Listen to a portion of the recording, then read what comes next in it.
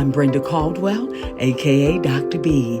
Welcome to the Hope Zone, moving you from a place of hopelessness and brokenness to a place of healing and wholeness, a place where hope is alive to bring you more peace, more joy, more freedom, and more understanding of your God-given purpose. Let's enter the Hope Zone.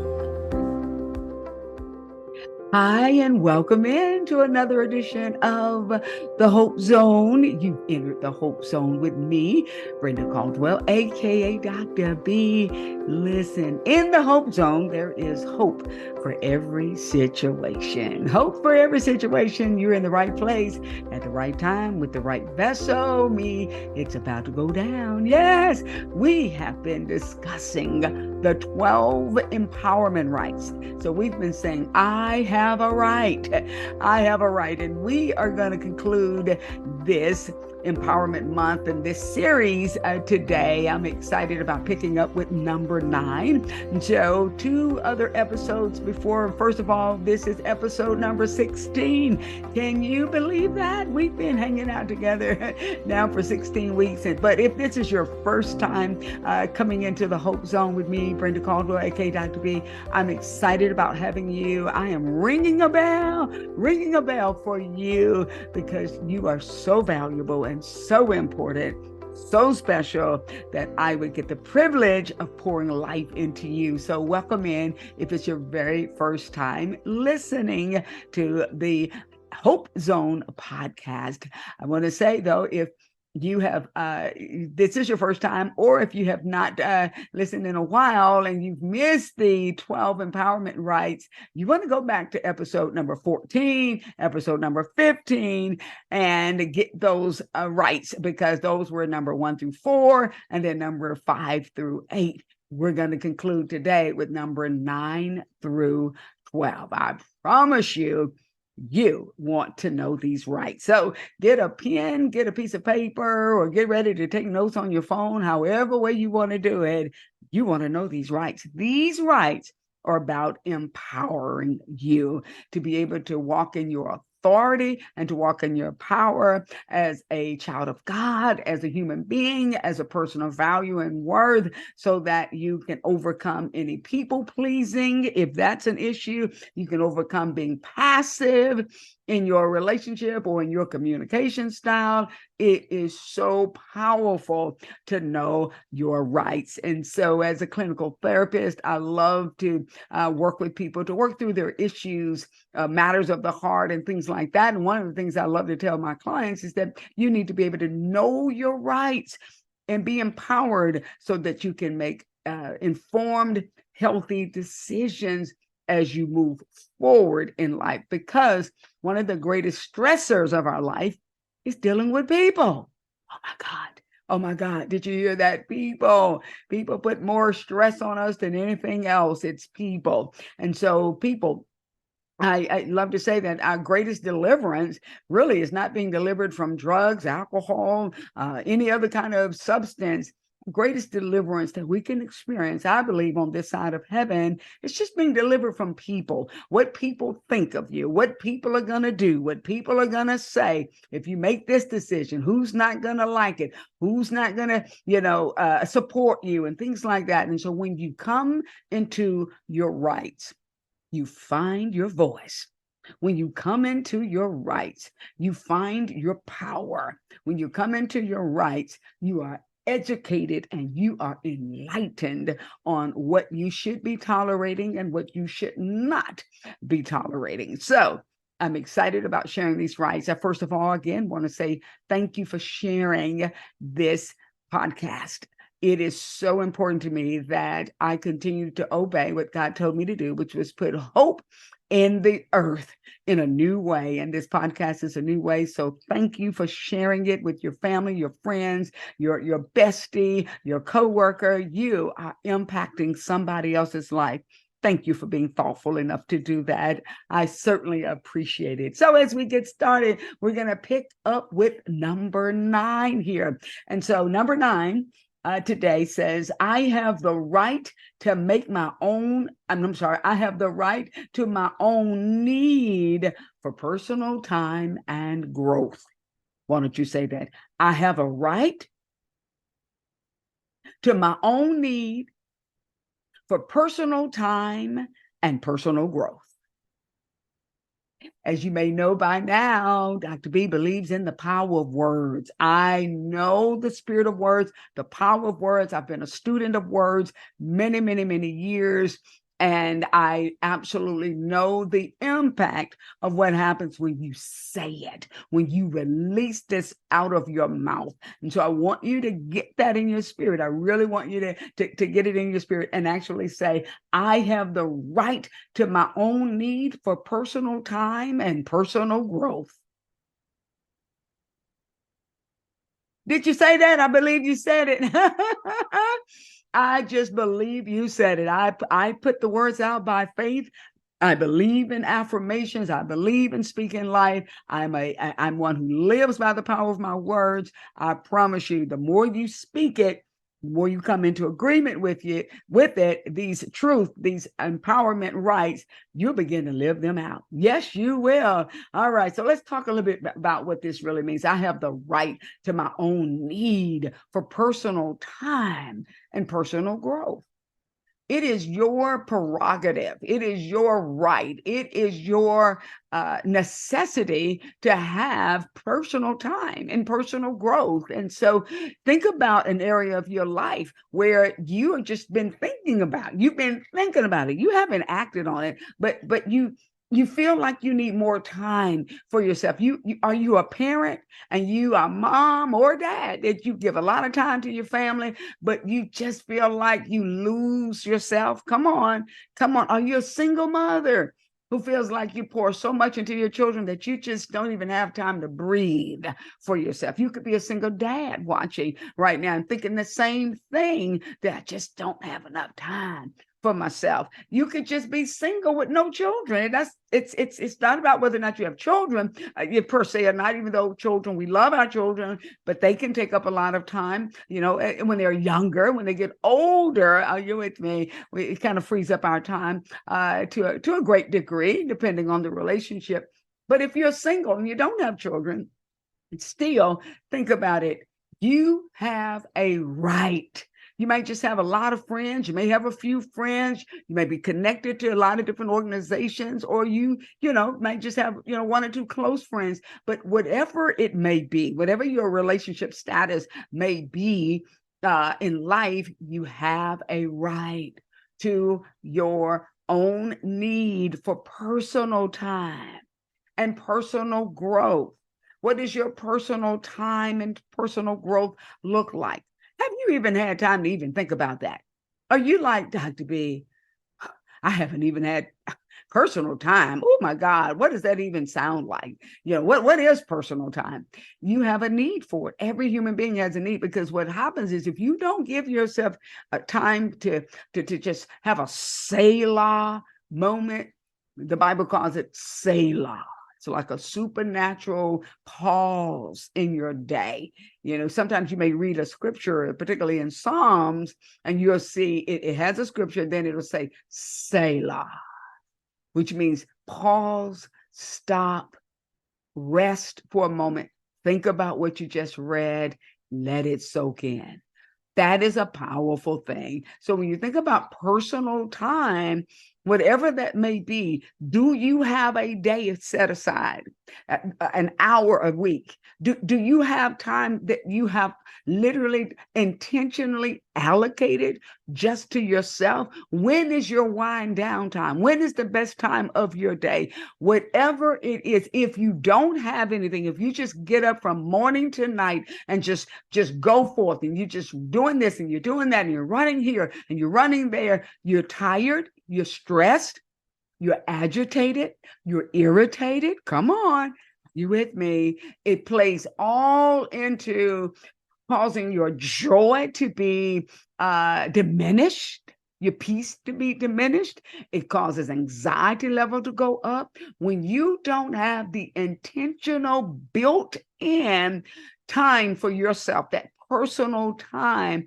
And whether that's getting, if you're a woman, getting your nails done or your feet manicure, pedicure, all of that's great. That's good. That's wonderful. Nothing wrong with that. If that is your personal time, wonderful. But you don't have to limit yourself, to that. Get creative.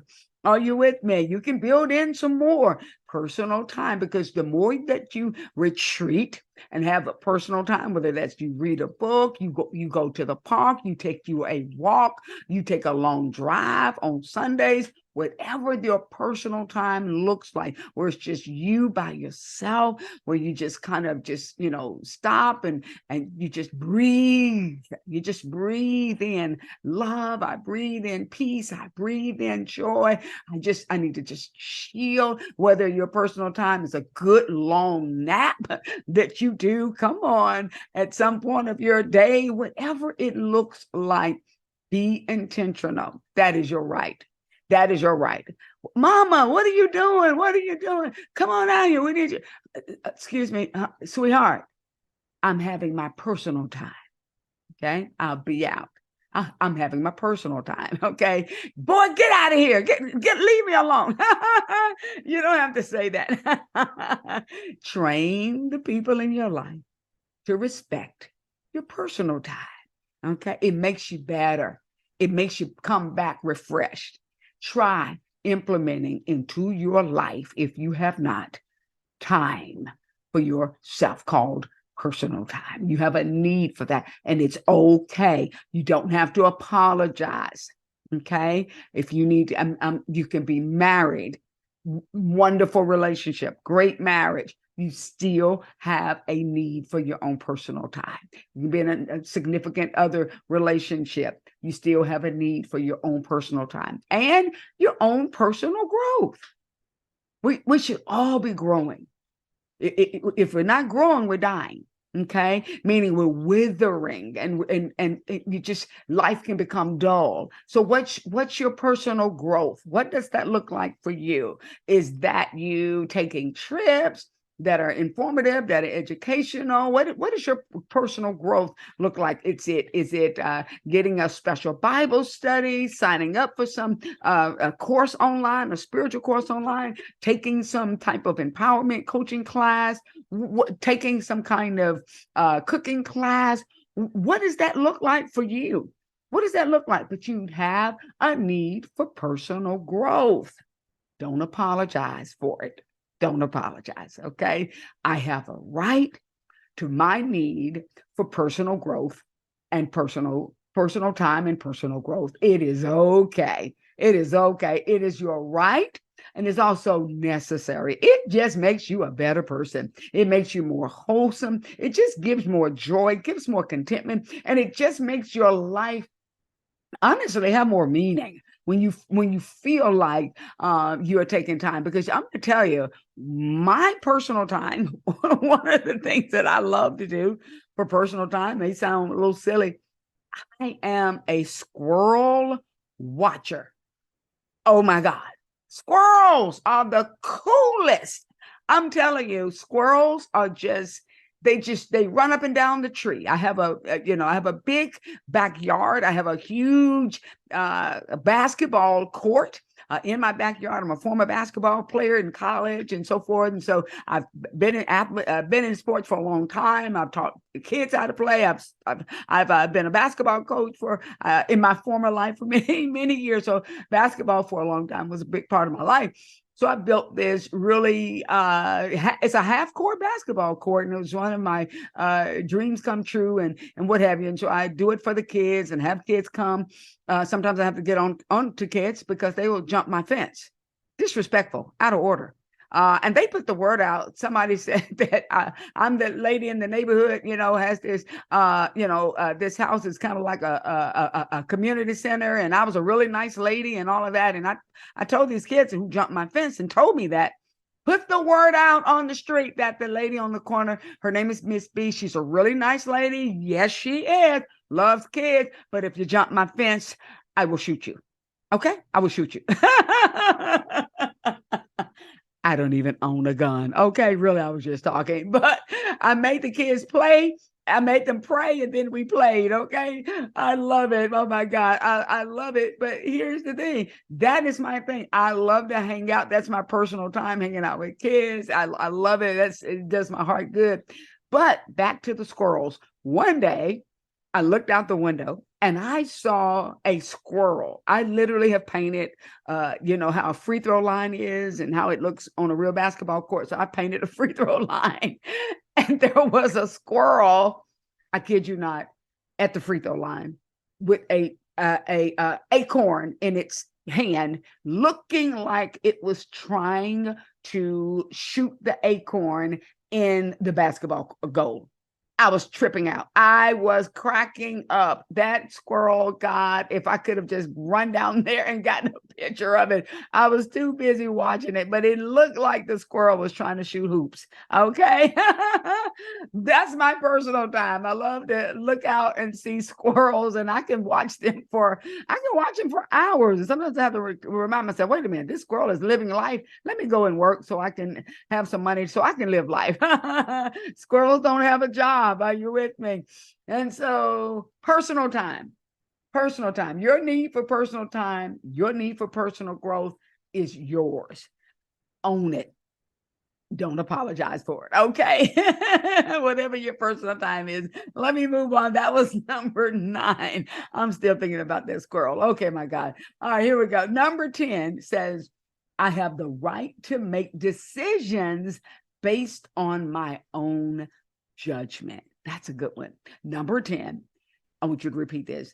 I have the right to make decisions based on my own need. I'm sorry, let's start over. I have the right to make decisions based on my own judgment. Did you say that? I hope you did. That is your right. That is your right. Your decisions need to be based on your own judgment. Hopefully, they will be bathed in prayer, that you pray before you make major decisions in your life or just making decisions. That's the benefit of having a prayer life. You take your prayer requests, to the Lord and you trust him for guidance and direction. But at the end of the day, you have the right to make your decisions.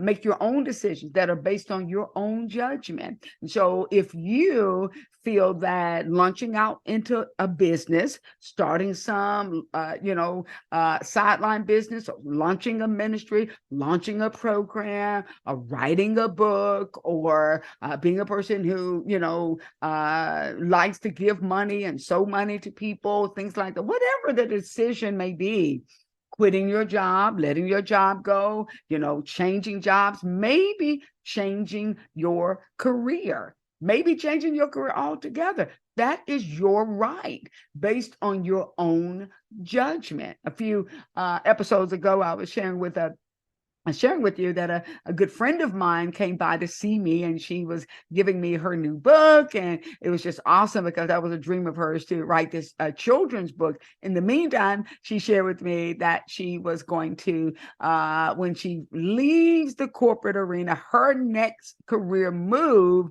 will be to work at the zoo. Wow. Who does that? Somebody who is free of people. Hello. Because as she said, some of her friends don't understand it. Why would you want to go and work at the zoo? Like, you got this really great job. You gonna leave that, go work at the zoo? Yes.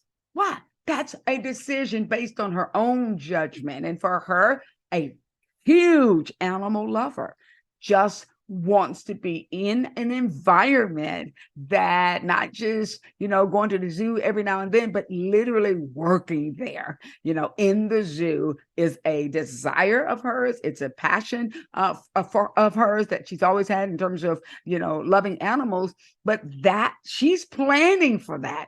I so admire that and so respect that. She's planning for that. So she's not just leaving her job today. She literally has gone all around the country to all of these different zoos. I think that's just so awesome. Preparing her mind, getting knowledge, getting insight. Wow. But at the end of the day, she said this is a decision that she's making based on her own judgment of, her life and where she is in her life. And that's something that would be healthy for her and wholesome for her and fulfilling, a dream come true for her. Again, everybody's dream doesn't have to sound so huge. And I want to be a millionaire, and I want to own so many properties, and I want to do this, I want to do that, and I want to have this major company. That's not everybody's dream. Somebody's dream is to work at the zoo. Come on. That is their right. What's your dream? What's a decision that you've been contemplating? What's something you've been thinking about doing, but you've been so afraid of what people are going to think that you have not even thought about making a move? Or just, it doesn't have to be making some move. It's just a decision that in your estimation, in your judgment, it's a good decision. It's a good decision for you, but you're afraid to tell somebody because you're wondering, what are they going to think about it? What are they going to believe? What kind of feedback you're going to get? And so that is, maybe sometimes that is a reason why we don't do things. We're too in bondage, too afraid of what somebody is going to think. Somebody is going to say. Everybody will not understand your decisions. Think about some things that you decided to do in your past and you did it anyway. Okay. You just did it. You made a decision based on your own judgment, not what somebody else would do, or what they would. It may not even be for them to do it. And that is okay. So I believe that you have, number 10, I have the right to make decisions based on my own judgment. Does that free you? It frees me. Is that liberating? Isn't that liberating when you think about that? That's just awesome. That is a way to feel empowered. This is Empowerment Month here on the Hope Zone. Okay. And I want you to feel empowered, be empowered, walk in the empowerment of knowing that you have authority to make a decision based on your own judgment. Prayerfully, you will pray and allow the Holy Spirit to direct you, allow God to direct you in a way that allows you to have peace with whatever decision that you're wanting to make in your life. But at the end of the day, God doesn't make us make any kind of decision. He may prompt and lead, but the bottom line is that he's given you volition, which is the ability to choose. So with that ability that you have, walk on in that right. Number 11 says, watch this, get this pen, get that paper and write this one down or put it in your phone. It says, I have the right. This is a huge one and it's a serious one. So I really want you to hold on to this right. Number 11, I have a right to be in a non-abusive environment. I want you to say that. I have a right to be in a non-abusive environment. I want you to say it another way this time. I have a right to be in a toxic-free environment.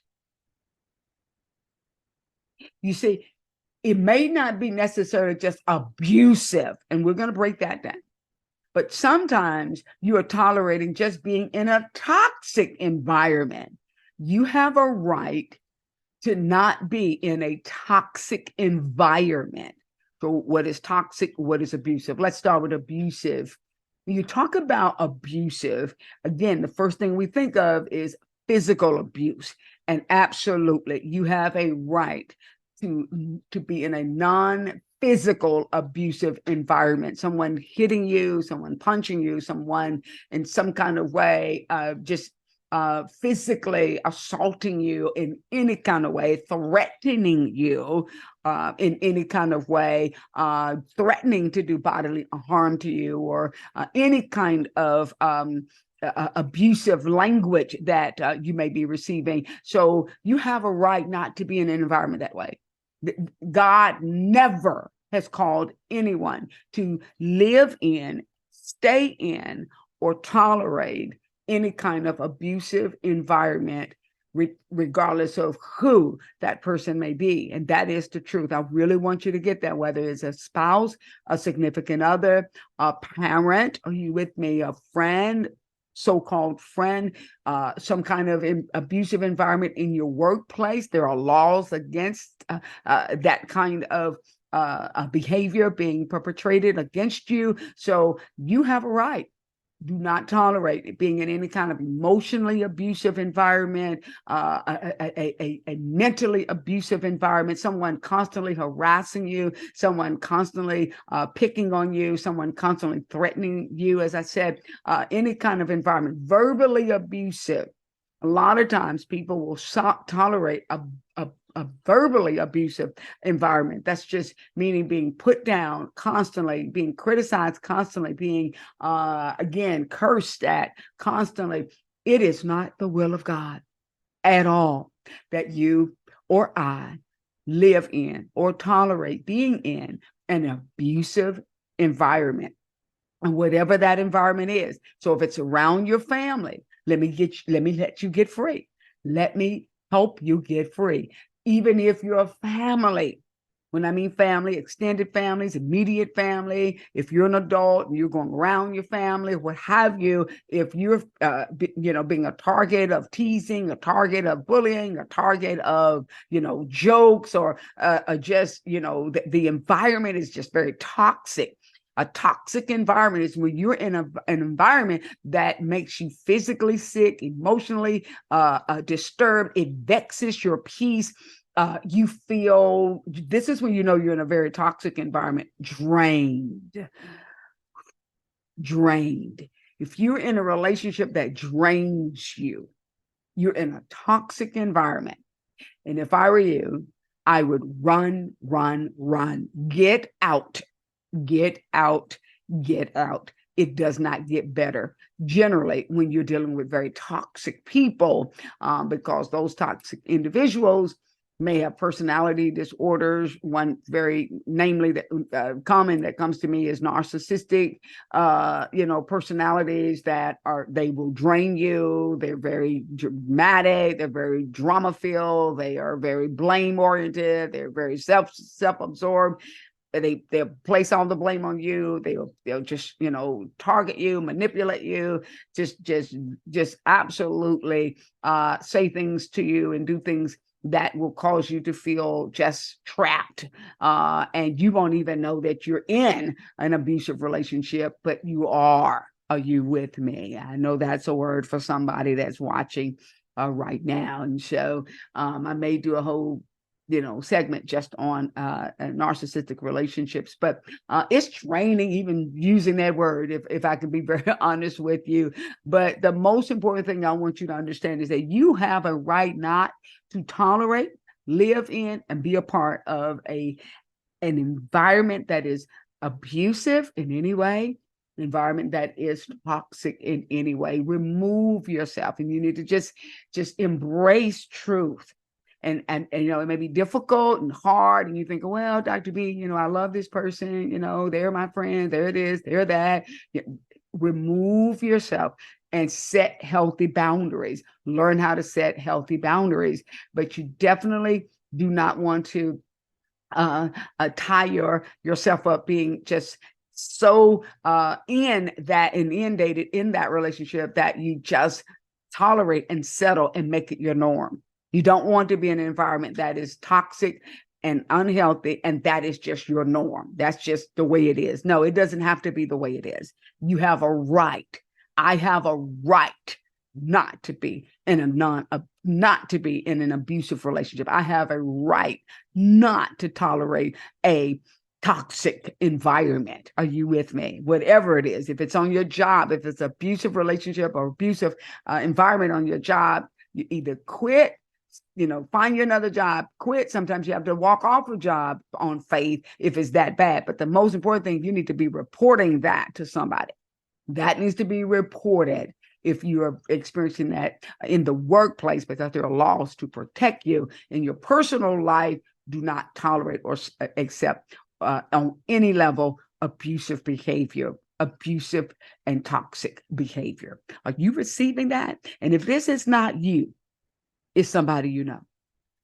We look around, all around. The world is so dark. People are so angry. People take their anger out on other people that they perceive as weaker or passive. That is why I'm empowering you with your 12 empowerment rights so that you can know what you should be accepting and what you should not be accepting, what you should expect from others and what you should demand, if you will, if it's necessary, so that you do not tolerate any treatment that is less than God's best. And that is for real. So if it's not you, it's somebody that you know. So just share the podcast, just share this podcast, just share this episode with somebody that you just want them to know their empowerment rights. Okay. It is so important. You may be saving a life. Very well, maybe saving a life.